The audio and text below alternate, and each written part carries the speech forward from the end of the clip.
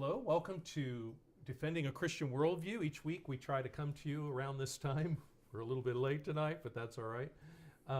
With a program that's designed to bring current events and our Christian worldview together to answer the question, what difference does it make to be a Christian?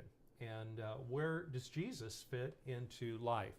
And this week we're going to deal with the Constitution and Islam. Islam is constantly in the news, they're on the move, and they're coming into our nation, and it has really tied us up in knots because we are a country that's focused on religious liberty, and yet we don't know how to really deal with Islam very effectively. So we're going to deal with that today, and by God's grace, we're not going to be afraid, we're not going to be intimidated. A lot of people won't touch this issue either because they don't want to come under any kind of false accusations by the politically correct police who think that we're being hateful. We're not being hateful, we're just being truthful. Or people are frankly just intimidated because that's what the Muslims want you to be.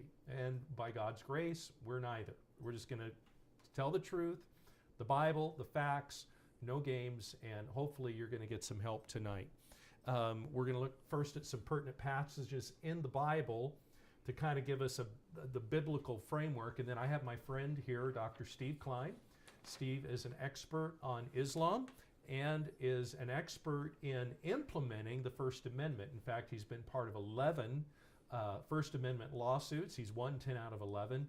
And so we have a really good working knowledge of how the First Amendment really is supposed to work. We're going to be discussing that. How does this free exercise clause in the First Amendment, where we have a free exercise of religion, how does that work when you're dealing with a system of religion that's foreign to us, like Islam?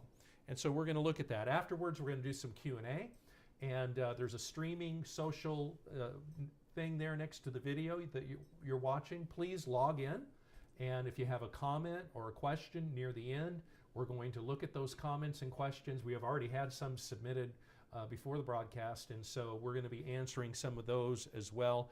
And thank you, Ronnie. She's going to be our moderator for tonight. And if you do send in a comment, we just ask, please just give us your first name and where you're from. So, bottom line, what does the Bible say about Islam? So, and Steve, feel free to jump in and chime in as we go along. What most people don't know, well, Islam isn't really in the Bible, not explicitly. Well, why? Well, Muhammad wasn't born until 570. So almost 600 years after the Bible was done, Muhammad shows up on the scene, 500 years at least. So the Bible doesn't ever speak specifically about Muhammad or about Islam, but the Bible does speak about the people from which Muhammad came, the Arab people, and we're going to see what the scriptures teach about that. Now, Muslims claim that heritage. They say that their ancestors go all the way back to Abraham. We're going to look at that as well. They said that the covenant promises did not go from Abraham to Isaac, Jacob, and if you will, through the biblical route that we're all so familiar with, but actually the promises of God went to Ishmael. And we'll look at that and what the Bible actually teaches. And so it's important that we get a context here of why there's such a conflict. It's very fascinating. It all goes back to Abraham. It all goes back to how you relate to Abraham. And you remember the story, the biblical story. We'll look at a couple of scriptures as we deal with this story. In Genesis chapter 22, verse 2, we read this. Take now your son, notice what it says, your only son,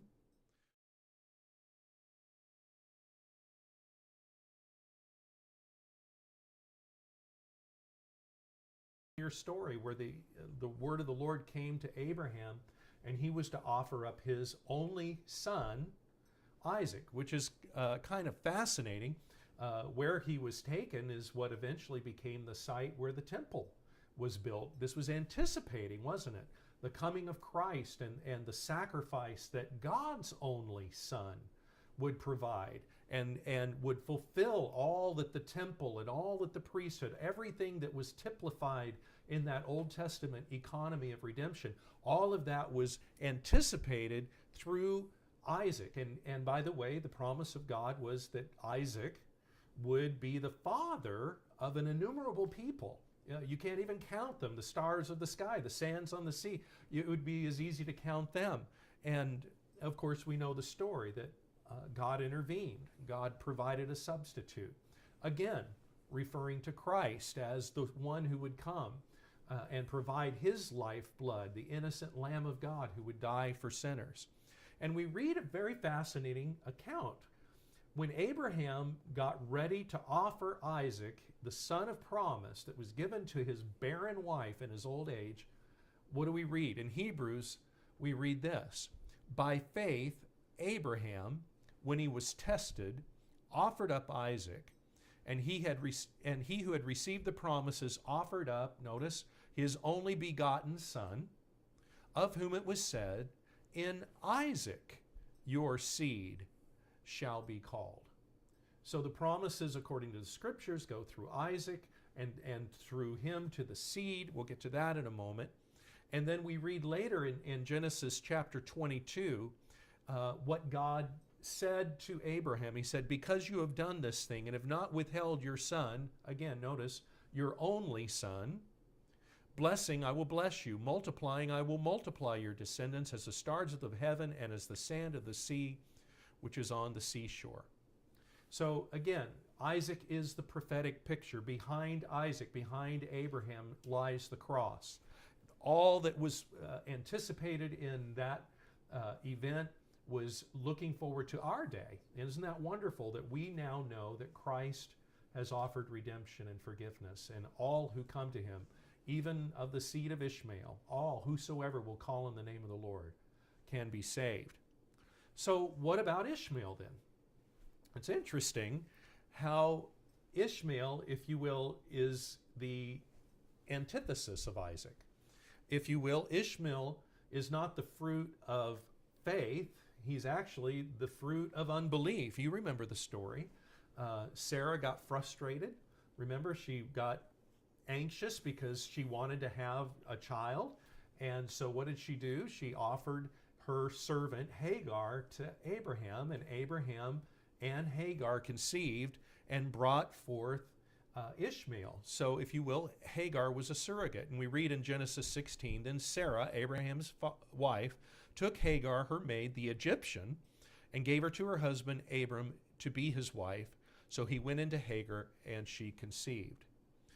Now, you know the rest of the story, most of you, that eventually over time, you've got two sons here, and Sarah gets very jealous, and in fact, begins to hate Hagar, begins to hate Ishmael, and begins to pressure Abraham to get rid of him. And so what does Abraham do? Abraham does that. Why? Because God told him to. Listen to what God told Abraham to do with Hagar and Ishmael. God said to Abraham, do not let it be displeasing in your sight because of the lad or because of your bondwoman, speaking of Hagar and Ishmael. Whatever Sarah has said to you, listen to her voice. For in Isaac your seed shall be called. Yet I will also make a nation of the son of the bondwoman, because he is your seed. In fact, we'd read a little later, not just a nation. In verse 18 of the same chapter, God says of Ishmael, I will make him a great nation. How many Muslims are there today in the world, Steve? It's about 1.4 billion. 1.4 billion. About 20% of the world's population. So a pretty great nation. So we can see that, yes, God was faithful to his word in bringing forth Ishmael. And by the way, isn't it kind of ironic? This is, again, a theme that you will see in Scripture. Ishmael was actually the firstborn, right? He was born about maybe 13 years before Isaac came along. And yet, rather than the covenant promises going to the firstborn, which is typical, what does God do? God throws us a curveball. God does something very gracious. He gives the promises to the younger. And don't we see that again?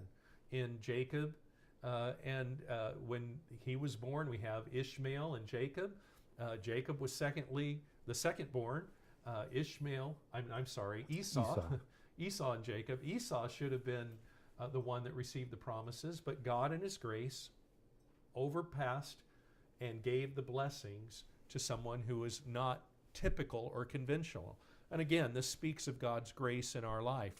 God saves weak people, unlikely people, the base people. God's grace doesn't always go where we expect it to go, and aren't you glad?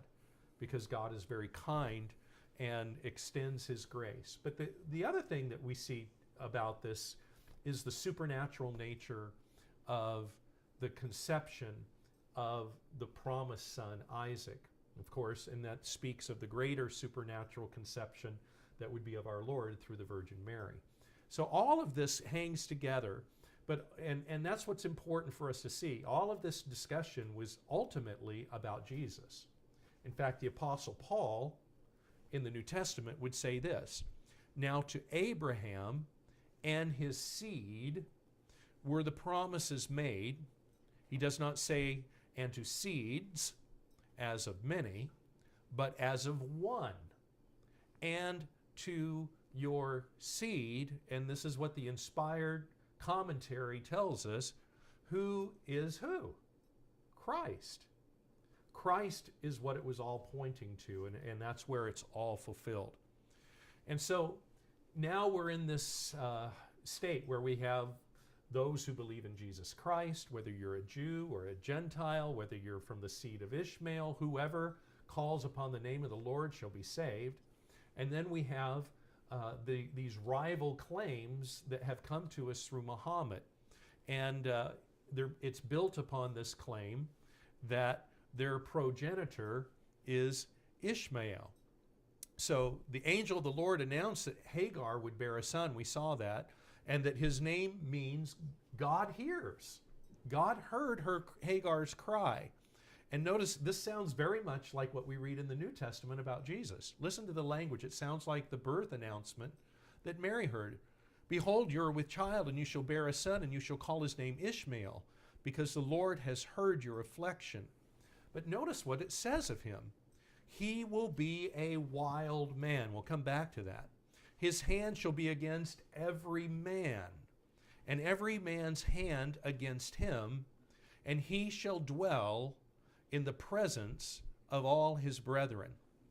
Now that Hebrew word there is pariah, which is translated wild man, and it's used 10 times in the Old Testament.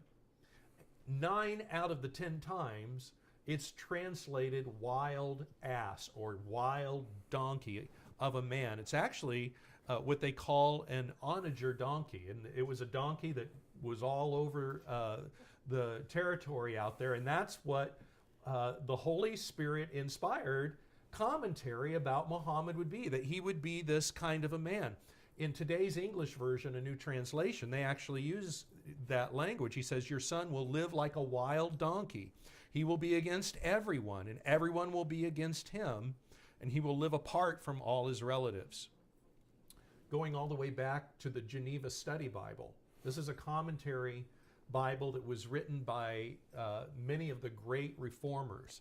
In 1599, this is what they said that this passage means. That it means Ishmael will be fierce and cruel, or to live as a wild ass. So not a very flattering biblical picture, and we see that happening today. When I was hired by the Marine Corps at $500 an hour years ago to advise on Islam, battle planning in Islam, and I explained to them the things they wanted to do in Iraq, what we did in Vietnam would never work. And they asked me why, and I said it's real simple, because they're Muslims, and the Marines, these are the commanding officers of 1st Marine Expeditionary Force. They said, what's religion got to do with it? So prompting what Gary's done, which is so good, my degrees in political science, political theory, the formation of Anglo-American common law, the First Amendment. All governments are based on some common law. All common law is based on some religion. The proof of that is very simple. Of the 57 Muslim countries, 100% of them have either in their constitution, their flag, or their national anthem that Islam is the basis of their law. And we can look at that also. We can see that the common law of India is based on a religion. It's Hinduism. You can see it on the flag. And you can look at the reign of Christ, the domain of Christ called Christendom, where the Catholic Church held us together in Europe, Christendom being attacked for hundreds and hundreds and hundreds of years before they responded with a very small effort called the Crusades. So what Gary is saying right now is the basis of our First Amendment, of all of our laws in Article 1, Section 8, Clause 10 of our U.S. Constitution, which is based on the Holy Bible, the law of nations, is based on the law written on the heart, Christianity. What did Jesus do? Islam is on what would Muhammad do? So whenever you're working with Muslims, go immediately to what did Muhammad do? We go, what did Jesus do? And all governments of the world, including communism, atheism, is based on some religion. So what Gary's doing is giving you excellent background, which none of our jurists, none of the Pentagon, none of the Supreme Court can understand right now. And that's why we're in trouble, because the Muslims are using this to build all their mosques in America, which are forward operating military bases. That will erupt soon. Well, and all of this goes back, if we believe in a sovereign God, we believe in biblical prophecy. Notice the prophecy that's given about this group of people. And a lot of people think, oh, we're going to reform them. Well, no, God said they're going to be this way. Good luck. And I believe God has ordained that they're this way for his greater purposes. And we'll come back to that. The next time we find the Arab people in the Bible, what are they doing? They're opposing Nehemiah. Remember, Nehemiah came back from Babylon to reestablish Jerusalem and rebuild the city and rebuild the temple with Ezra the prophet. And they came back into the city, and who do we find? Most people have heard these names, Sanballat and Tobiah, but most people don't know the Arabs were there as well. Look in Nehemiah 4. It says it happened when Sanballat and Tobiah, the Arabs, the Ammonites, and the Ashdodites heard that the walls of Jerusalem were being restored and the gaps were beginning to be closed, that they became very angry, and all of them conspired together to come and attack Jerusalem and create confusion. We see in chapter 2, Sanballat is named. He's the Hornite, Tobiah the Ammonite, and Geshem the Arab. He's mentioned actually twice. It's the same three people, the unholy trinity here, is also mentioned in chapter 6, verse 1. So those Arabs are the sons of Ishmael. The sons of Ishmael, the Arabs, are coming, and what are they doing? They're opposing God's people. They're opposing the restoration, the rebuilding of the temple. And that's always been their case. But out of all of this, it's very fascinating that God is still kind to them. God is still gracious to them. The next mention that you will find in the Bible to these Arab people is on the day of Pentecost. Most of you know that's the birth of the church. The Bible says in Acts chapter 2 that God, it says, and there were dwelling in Jerusalem Jews, devout men from every nation under heaven. So Jews and devout men were brought into Jerusalem for the Feast of Pentecost. And then the sound was heard, the sound of rushing mighty wind. And the multitude came together, and they were all confused because everyone heard them speak in his own language. And they were all amazed and marveled, saying to one another, look, are not all these who speak Galileans? And how is it that we hear each in our own language in which we were born? Parthians, the Medes, the Elamites, those dwelling in Mesopotamia, Judea, Cappadocia, Pontus, Asia, Phrygia, Pamphylia, Egypt, and all parts of Libya adjoining Cyrene, visitors from Rome, both Jews and proselytes. Notice what it says, Cretians and who? Arabs. By the way, in Greek, when you wanted to emphasize something, you'd either make it first in the sentence or last. It's interesting, in that entire list, Arabs are mentioned last. Why? Because I believe God is demonstrating phenomenal grace to these people. And what did they hear? We hear them speaking in our own tongues the wonderful works of God. So they were all amazed and perplexed, saying to one another, what could this mean? So the Arabs were there the very first time the gospel was preached. God brought them to hear the message of the gospel. By the way, the greatest missionary that the church has ever produced, the Apostle Paul, first preached the gospel where? In Jerusalem? No. Arabia. In Arabia, in Damascus. Notice what it says in Acts 26. Remember, Paul's on trial, and he says to the king, King Agrippa, I was not disobedient to the heavenly vision. What was the heavenly vision? To bring all nations to Christ, but declared to those in Damascus and in Jerusalem and throughout all the region of Judea and then to the Gentiles that they should repent, turn to God, and do the works befitting repentance. So God was very gracious to bring his gospel to those people. So that begs the question, will there be Arabs in heaven? Absolutely. There will be Arabs in heaven. And there are other passages that speak to this. But what do we read in Revelation chapter 5, verse 9? It's speaking of Christ. The worship of the people in heaven are, you are worthy to take the scroll and open its seals, for you were slain and have redeemed us to God by your blood out of what? Out of every tribe, tongue, and people and nation, and have made us kings and priests to our God, and we shall reign on the earth. So, do we know how many of the descendants of Ishmael are going to be in heaven? No, nobody knows. So what do? We have a duty to preach the gospel to everybody, right? And so we proclaim the gospel. Now, if history is our guide, it doesn't seem like there's much interest on the part of Muslims to convert to Christianity. Of course, what happens if you convert? You get killed. Okay, well, that might be a little bit of a deterrent. So the ones that truly do convert, it's a life or death proposition for them. And God bless them. And we know people that have converted and have literally had to flee for their lives. And thank God that he is saving people out of Islam to his glory. And do we have any idea how many of those will be? No. That's why we preach to everybody. And if you're a Muslim and you're watching, I urge you, repent and turn to Christ and be saved. Yeah. And be part of this number that we read of, that from every tongue and tribe and people and nation will be in heaven worshiping Christ. Not worshiping Muhammad, worshiping Christ. He is the Son of God, God the Son. So that's kind of the biblical picture. And then we don't hear anything about Islam till what? About 570, when Muhammad is born. And one of the things I think is instructive is to see the map. What did it look like before Muhammad came on the scene? Christendom, of course, was spreading. The gospel was going to the ends of the earth. And so we see, I think we have another map that shows Christianity up to that point. Here it is. And you can see the spread of the gospel.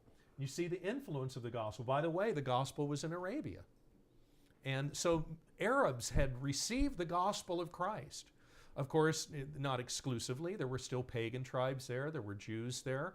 But there was a lot of influence of Christianity. In fact, you will find a lot of things sound familiar when you read the Quran and the Hadith and the stories. Why? Because they took our biblical Christian view and kind of corrupted it.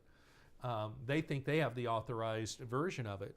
But then it wasn't long after Muhammad was dead that this map changed dramatically, and we can see the spread of Islam. We see it in Arabia, the dark purple, and then you see the different shades of green, so that by the time we get to 750, which isn't that long, just 150 years or so of Allah's sword, if you will, being forced upon the people in and around Arabia that you see in Persia, Armenia, Syria, all across North Africa, even up into Spain. Islam was on the march.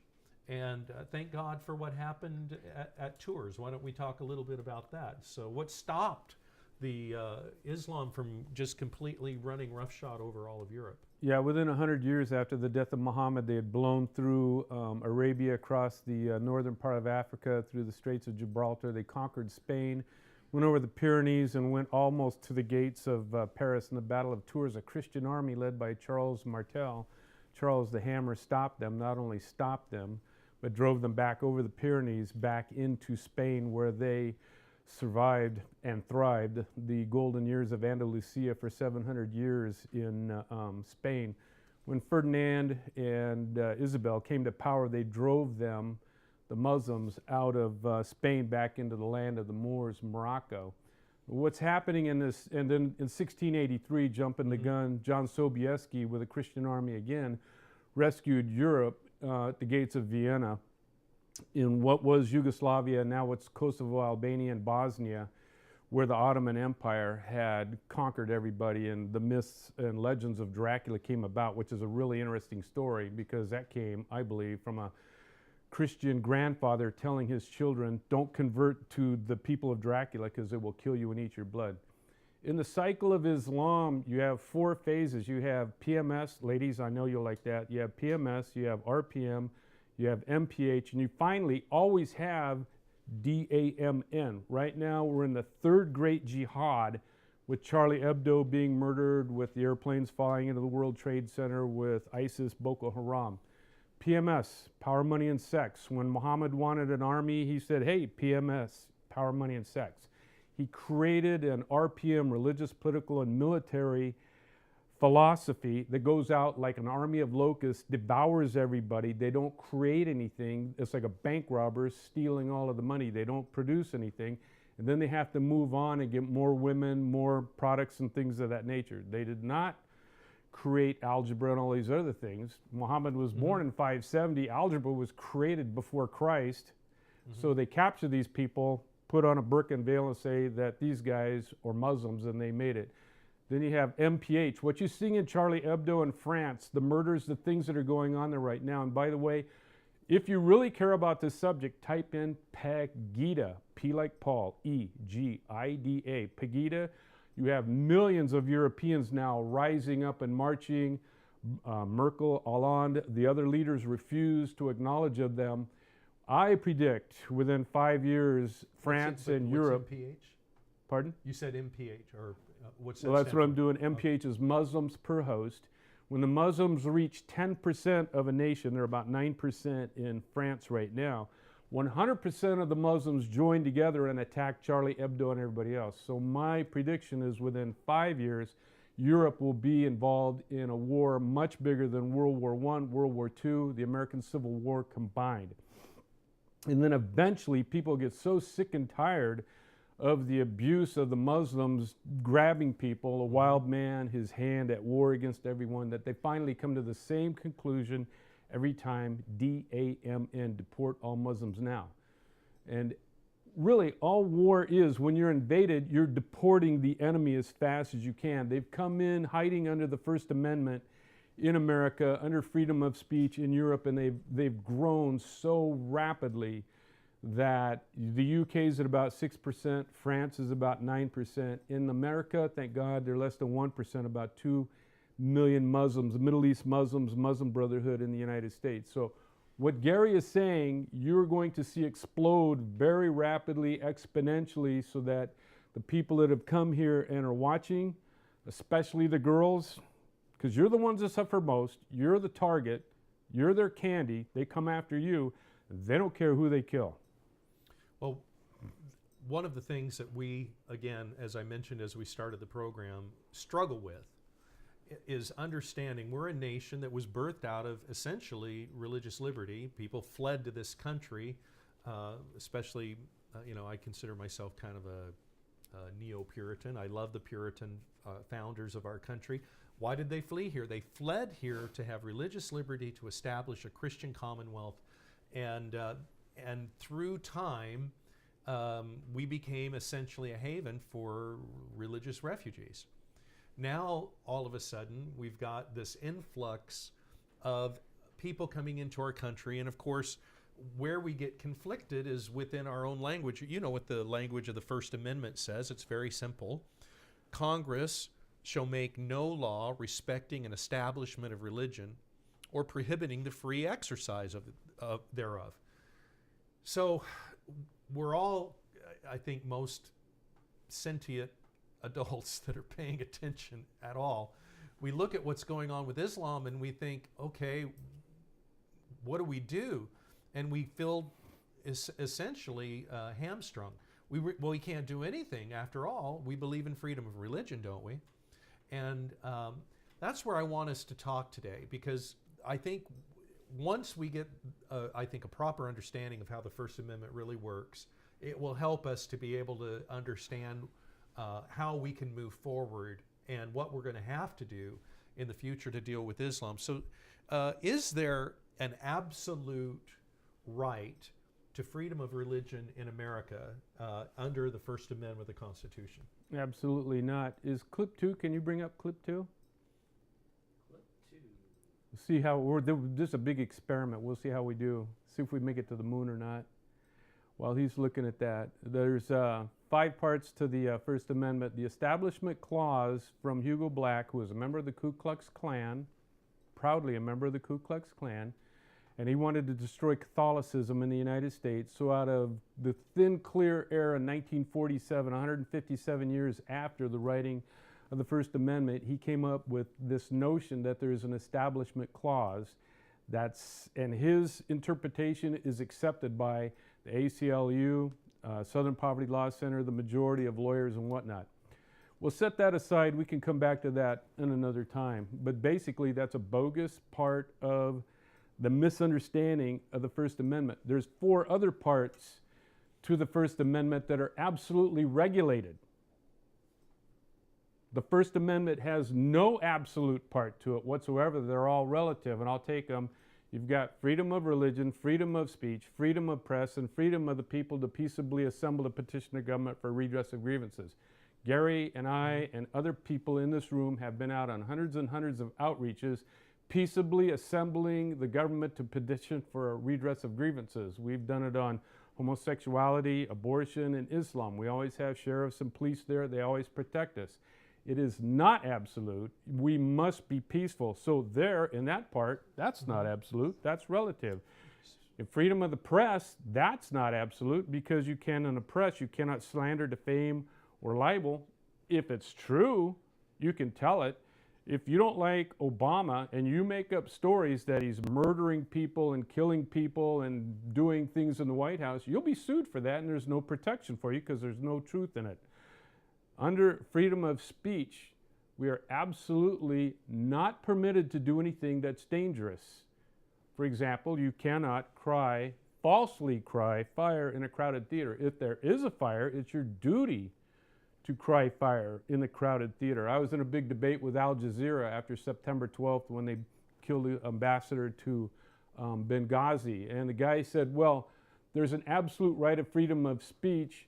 You can't cry fire in a crowded theater. I said, you're not quoting that correctly. You cannot falsely cry fire. So that is also relative. And then under freedom of religion, a lot of people don't know it. We did not allow Utah into the Union under the Northwest Ordinance of 1784 and 1787. They were not allowed into the Union until we, the federal government, regulated their religion and said you cannot have polygamy. Not only that, in 1857, we declared war on Utah because the Mormons were doing the same things as Muslims, because Joseph Smith said he wanted to be the Muhammad of America and kill so many Christians it would turn it to blood gore from the Atlantic to the Rockies. And they had just murdered John Calvin and 120 other people. Now Gary's going, John Calvin, yeah.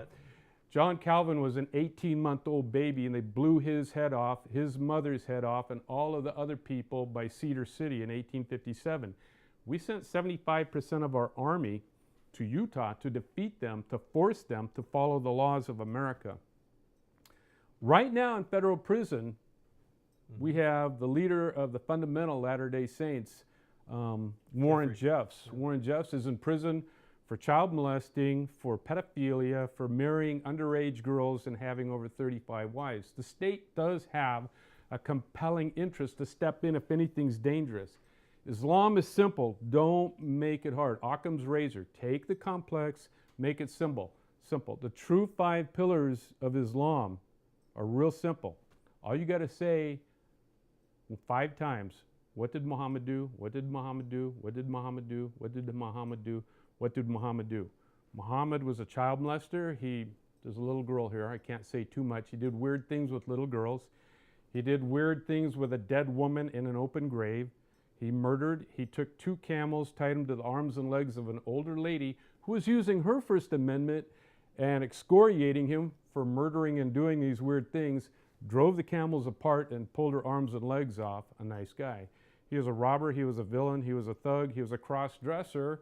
His 6-year-old wife, there's a famous hadith I show it on my TV show all the time, and Aisha, his 6-year-old wife, said he was bewitched and he wouldn't have his visions when he was bewitched unless he wore her clothes. He was a transvestite.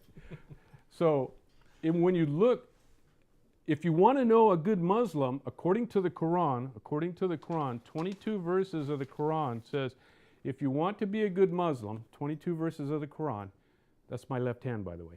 The 22 verses of the Quran, 22 times it tells, if you want to be a good Muslim, do what Muhammad did. Well, if you do what Muhammad did, you're a bad person. You get thrown in jail today. Okay, so this all brings us back now to this religion of Ishmael, his descendants, wherever they go in the globe, like Mary had a little lamb and everywhere she went, the lamb was sure to follow. Wherever Islam goes, violence is sure to follow. Between 10% and 25% of all Muslim men are ISIS, Boko Haram, all those guys. No problem. We're doing good. My main man's back there, he's getting all upset, but don't worry, it gives me more time to talk. Wherever Islam goes, you will find as they reach 1%, 2%, 10% of the population, the MPH, they 100% join together and they go out, and one of their favorite things is to kidnap girls, to abuse them, to kill them. They do it to men too. Yeah. So we have 1,400 years, and this is the sad thing. We had, frankly, the luxury living this far away from Islam, not to have to know this stuff. We, 100 years ago, they were irrelevant to our lives. But now we're having to learn that they're coming for us, they're gunning for us. They declared war on us a long time ago. So we know they're coming in under the auspices of religion. Now, this is what confuses us, right? We go, well, religion's a good thing, right? Religion teaches people to be nice and kind and love your neighbor. Well, that's what you would think if you're thinking in a Christian worldview, but not all religions are equal, and certainly Islam, that's not the ethic that they're teaching. There's a great case on that. I'm butting in because we're so short on time. We're good. In Georgia, a Muslim father strangled his daughter to death because she was leaving Islam, and the detective that came and investigated said, but he was a religious man. He prayed 5 times a day. He did. He prayed to Satan. He prayed to Allah. And those who love God love life. Those who hate God love death. And wherever you see Islam, as soon as you start telling the truth about Islam, again, we have a little girl here. Whenever you start telling the truth about Islam, since they know it's a lie, and we come back with the truth based on the Quran, the Hadith, the Sunnah, and the Sirah, the 4 different ways how you understand and know Islam as scholars, Gary and myself and other people know. Once we say, what did Muhammad do? And we show what Muhammad did, these horrible things he did with little girls, with little boys also, and with dead women and all these things, and we show them out of their books, they do what? They become violent. Their hand is against everyone. They're an ass of a man, braying and yelling and screaming and threatening to kill. Gary and I were down on 54th and University. We got surrounded by 250 at least Muslims all of a sudden. The police are scared. Everybody was nervous, and they were out of control. The police were pulling their pistols to protect us, and it all came exactly right back to Genesis 16, 11, and 12. The First Amendment does not protect dangerous theologies or religions, and this will take a while. The worst PR nightmare for the Muslims is their behavior themselves, because the good Muslims are bad people. ISIS are good Muslims. Boko Haram are good Muslims. Al-Qaeda are good Muslims. Taliban are good Muslims. The guys that murdered the 300 children in the old Russia, Beslan, were good Muslims. And the First Amendment never protects dangerous activity or dangerous religions. And then you throw in this bizarre twist from a member of the Ku Klux Klan that came up with the Establishment Clause. No wonder we're having problems. And the Muslims are very smart people, as my good friend Gary Cass says. They've had 1,400 years to figure out our weakness. Our weakness is we don't understand the First Amendment, so we're begging them. Sheriff Baca, who just retired from the LA Sheriffs, did everything he could to help the Muslim Brotherhood. His sister's married to Muslim Brotherhood. I led demonstrations. Gary was there against exposing Sheriff Baca, and he comes out in the air. He says, "But there's a First Amendment. I was a former Marine. I have to support this religion." No, you don't. It's dangerous. Well, The LAPD and Charlie Beck and Michael Downey accepted $50 million to bring in imams who are dangerous people because they do what Muhammad did, to allegedly teach them to mainstream with America, and their bodyguards that they're using in LA are Muslim Brotherhood. I was there when we did that interview. and by the way, I think the rationalization was, well, the Muslim Brotherhood it's just like being a Republican Yeah. or a Democrat. You know, there's good ones. Some are too radical. Some are not. And by the way, isn't it interesting that the source of all of this, the Muslim Brotherhood in Egypt, it's being outlawed there. Yes. So the history and the fruit speak for themselves. We don't really have to say much.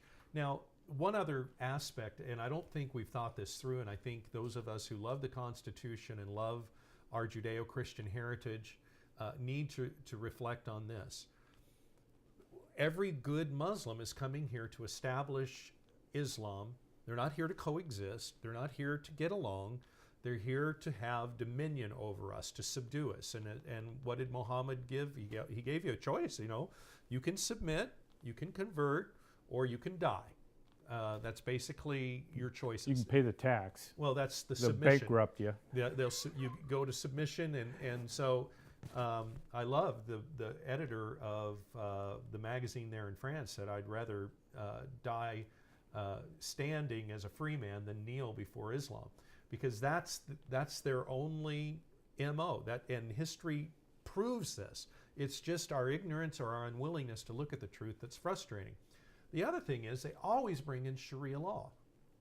If you're a Muslim, that's part of the package of Islam.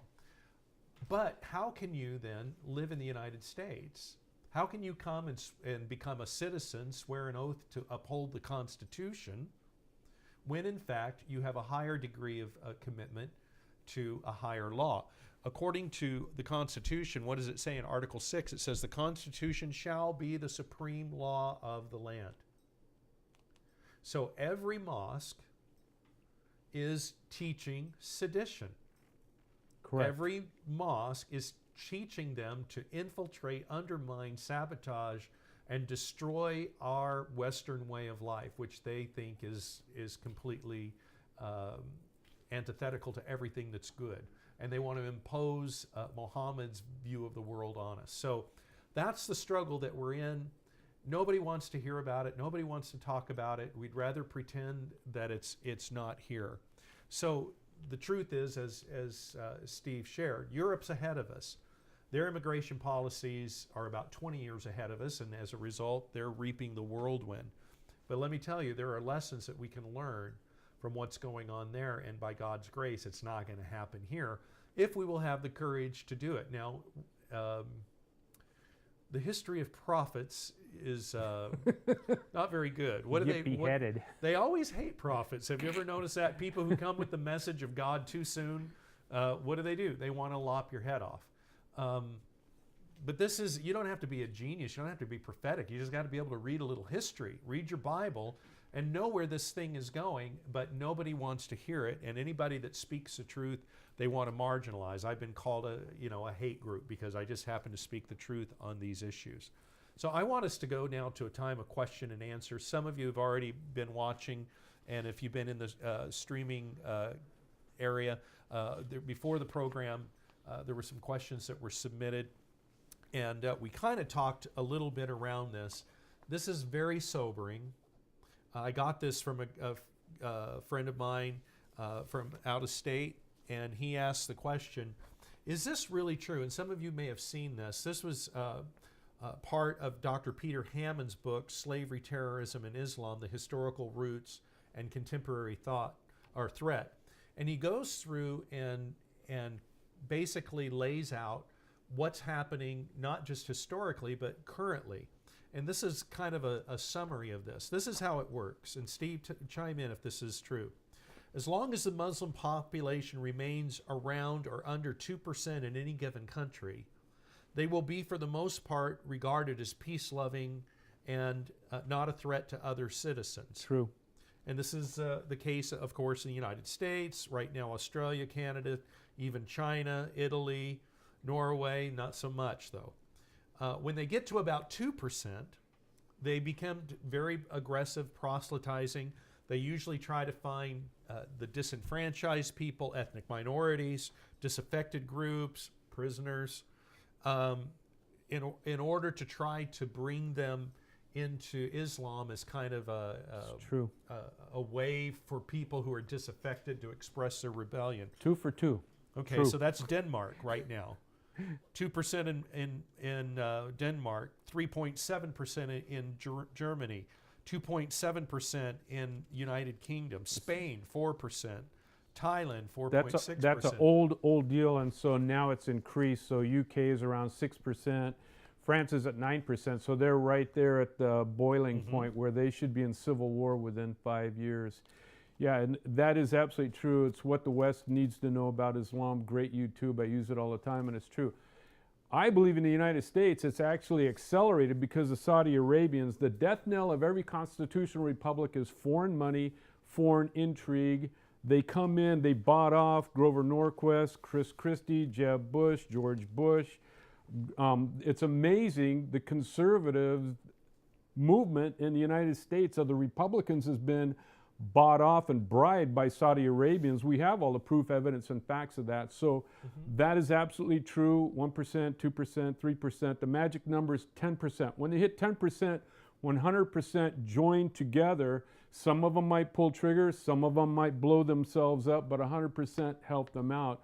So in the United States, I think if we hit 7%, because the Saudi Arabians through Aramco, the people in the oil and gas industry saw, wow, there's billions of dollars in Arabia. They went and they built a bridge of gas and oil. It came back to Texas in the United States, and every mosque in the United States is a hotbed of Muslim Brotherhood. This is all proof, evidence, and facts. Gary's 100% right. So this is going to pop real fast, and 95% of the people in America will say, why didn't anybody tell us? He did.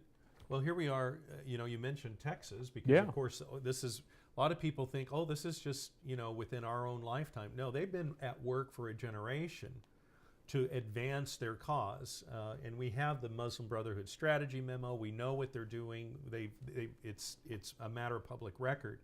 But Texas is a hotbed because, of course, that's where the oil money is. And the border, too. They're coming across Arizona and Texas. ISIS, we've got that all documented, too. That's all documented. Duncan Hunter, the congressman, was talking about it. And so one of my friends in Florida sent me this article. This was on Breitbart this week. It says, Islamic tribunals using Sharia law in Texas have been confirmed by Breitbart, Texas. The tribunal is operating as a nonprofit organization in Dallas. One of the attorneys for the tribunal said the participation and acceptance of the tribunal's decisions are voluntary. So what we see here is what nobody should be surprised. They're coming. They're coming with their own culture. They're here. They have no intent on assimilating. Never. Now they're creating their own courts.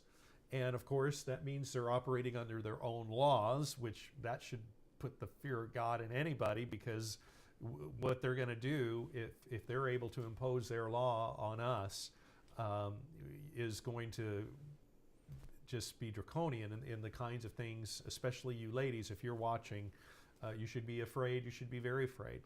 And so we're watching this, and the old proverbial frog in the kettle. It's a little here, a little there.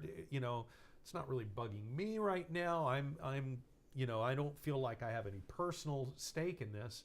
And as a result, what's happening, we're all getting cooked. And they're slow, they're cunning, they're using incrementalism. And one of the doctrines, on 9/11, I was on Alan Combs' radio show, who used to be with Hannity and Combs. And he had a Muslim Brotherhood on the radio program on the anniversary of 9/11, attacking me, of all people, innocent little me, simply because I spoke the truth about Islam. And then I kept saying, why should we believe anything a Muslim says to us? Because they're on a war footing. They believe we are the enemy. And let me ask you, when we're at war with a country or an entity, do we tell them the truth? Do we let them know what our strategies are? Do we telegraph our intentions? Absolutely not. Deception is part of the game. You got to understand, Islam perceives themselves as an army on a war footing, and therefore all is fair, including deceiving us. And they laugh at our naivete when we think, oh, we'll just be reasonable to them, we'll be nice to them, and somehow we're going to win them over to our side. They find that an expression of weakness and foolishness. That's hard because we don't think like this. And when we're first exposed to this, it's jarring to us, but until we come to deal with the way the world really is, we're going to be continuing to suffer under Islam, and we're going to see them make more and more gains. When they blew up the World Trade Center, Gary called me and said, hey, let's go out and go and find out who these guys were. And so we did. We went out to mosques, and thank God we had Christian Arabs with us who were fluent in Arab. And every time we went out to the mosque, one of the things in Islam you don't do, you're not allowed to ask questions. Well, we're Americans. We ask questions. And so the first 3 or 4 minutes with these guys dressed like Yasser Arafat or Osama bin Laden, that one guy who wanted to kill you in particular, they'll say, oh, we love America, we love the women, we love the church, we love everybody, we love the Constitution, and we would just ask a few more questions. And then they would switch into Arabic, and my translators would whisper into my ear, now they want to cut off your head and atomic bomb America, every time.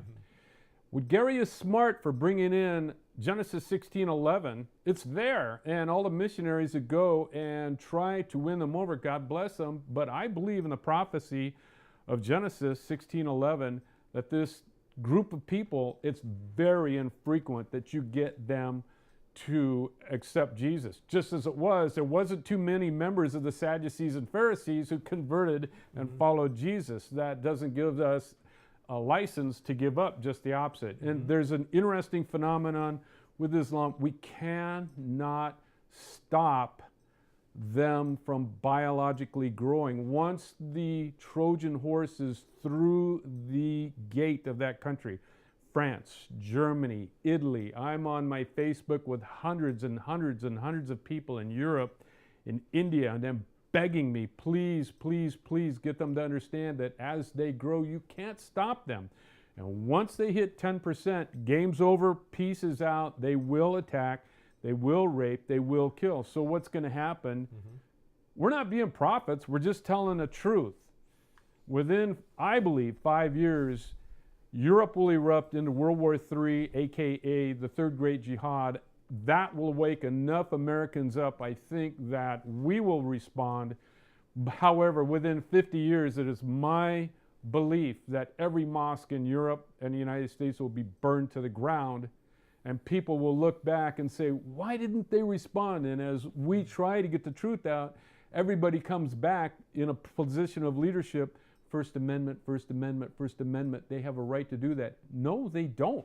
They don't have a right to be violent. They don't have a right to come in and lie to our girls. In England now, they've got these sex grooming gangs that they're raping and killing all the girls, and they start with flowers, candy, booze, drugs. Then it gets into sex slavery and all this other stuff, and they murder the girls.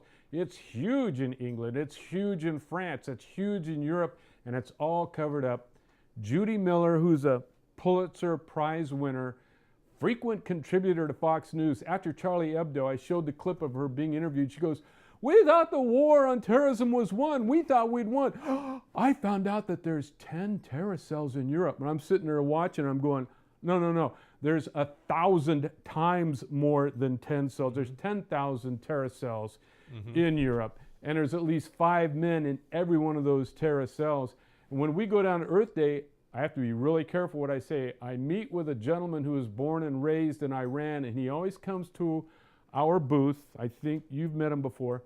5 years ago, we had to fight his way away from the Muslims. They wanted to kill him because he's fluent in one of the languages that they speak. He said, Steve, the Iranian Revolutionary Guard is coming across the border in Tijuana, San Diego all day long. Mhm. So they're here. They're not going away. And so it's time to. Was there other questions? Are there other questions? We need to get on the mic. She needs a Can you hand mic. the mic over? And let's see if we can. So everybody can hear.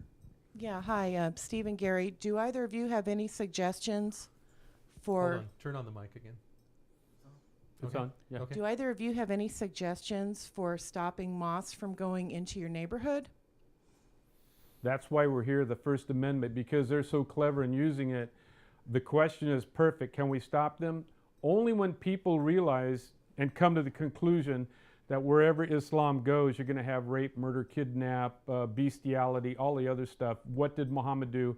A dangerous man, and the First Amendment doesn't protect that. However, under political correctness and multiculturalism, we can't break through that at this time, but we will within 50 years. Here's what's going to happen, and it's sad. It's sad.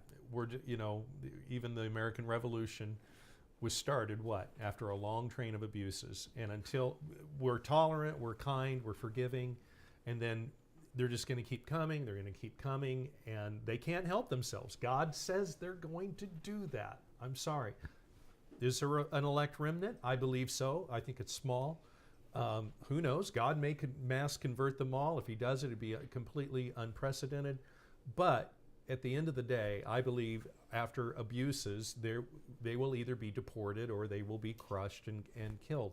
And that's sad, but maybe we'll have you back in a couple of weeks, Steve.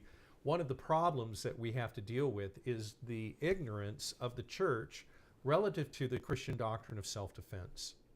And as a result, we've got a lot of people, Christian leaders, pastors, who are frustrated when we say we're going to have to do that, and it takes more than 2 minutes to cover that. So we'll have Steve back, and we'll cover the Christian doctrine of self-defense in a couple of weeks. We've gone longer than we usually go. I thank you, Keep it those going. who are Keep watching. it going. There's some more questions. Are there more questions? No. Okay, we're good. Anybody online? We've got huge problems. You got Rick Warren Mhm. meeting and helping the Muslim Brotherhood. You've got Interfaith, where you've got all of these different pastors coming in there and saying, can't we all get along? And I exposed that actually in Huntington Beach years ago, where the Mormons are working with the Muslims and helping out the Muslims. Salt Lake City and the leaders of the Mormon church are in bed with them for, again, the death knell of every republic is foreign money. So we see that all of these things kind of hang together. We have one more question. Yes, I have another question. A mosque has gone into my town here in Southern California, and I was at a community meeting a couple of years ago with the local police department to ask them, first of all, if they were aware of the mosque. They said that they were. And then I asked them, what if they're in there preaching sedition and violence? And the policeman told me that there's nothing that they can do about it because of freedom of religion. So what suggestions can you give to our leaders, such as our police chiefs, city fathers, whoever, to try to help educate them about this topic? Sadly, almost 100% of our police chiefs are in bed and working with the Muslim Brotherhood, aiding and abetting them because they have this incorrect idea of the First Amendment. However, we have noticed 2 years ago when they murdered the ambassador to Benghazi, I went in to get my permit so I could carry to protect myself because they're so peaceful. And when I got done getting my permit, the deputy said to me, do you really, do you really believe there's terror cells in America? And I didn't answer. 5 months ago, I went in and I got my permit to carry. And when I walked through the door, it was the same two deputies. They both jumped up and they said, you're absolutely right. There are terror cells all over Riverside County, San Diego County, LA County. They know it. Now they're shackled, again, under the First Amendment with Eric Holder and these other people. If the sheriffs or the deputies, like Sheriff Joe Arpaio, if they actually do their job, they'll come in and arrest them. And you see that that whole political correctness, multiculturalism has infiltrated all of the bureaucracies, the military, and it's just, at the end of the day, the Muslims cannot constrain themselves. They are going to become more and more violent, and until such time, we're really not going to be able to do much because anytime you raise criticism, they're cunning. We have to give them credit. They're using our own laws against us, and because we're stupid enough to go along with it, as a result, we're going to suffer. Our children probably more than us. But when that happens, there will become a point of where we're going to just say enough is enough, and we will rise up. And thank God for the Second Amendment.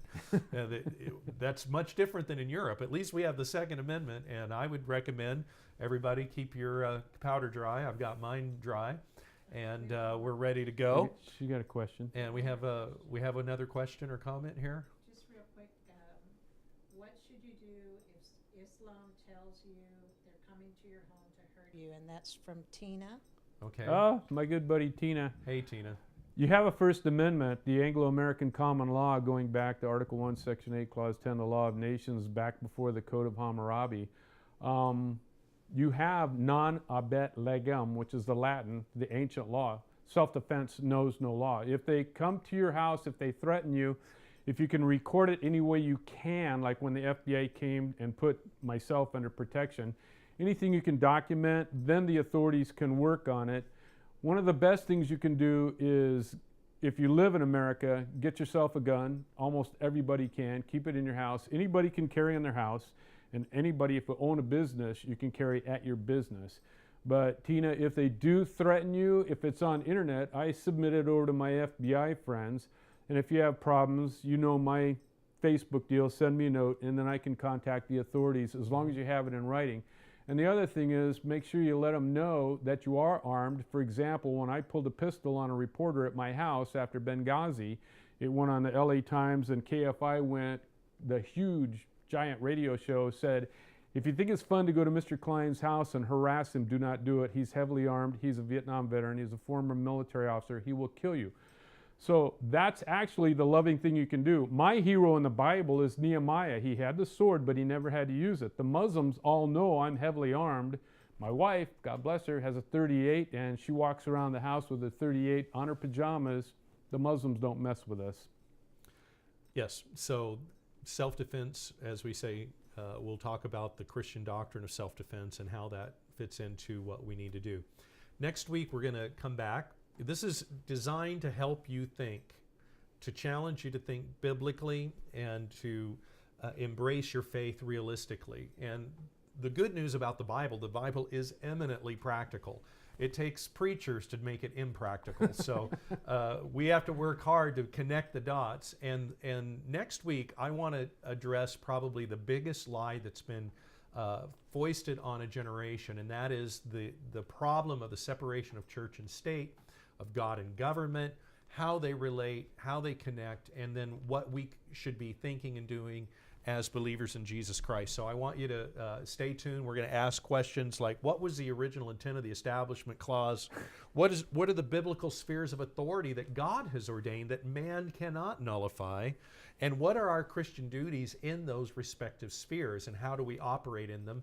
And how do we as the church call people to obedience to God in their duty? So thank you so much for watching this week. Thank you for participating.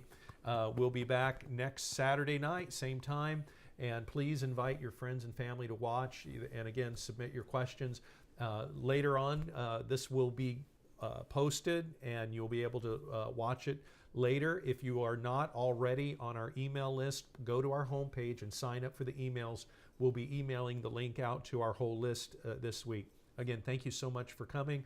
God bless you, and we'll see you next week. John and Rhonda. Woohoo! Thanks for our producers. Good job. This is really important because everybody's so afraid of them. This is a perfect venue. Even my wife wouldn't show up tonight. Excellent.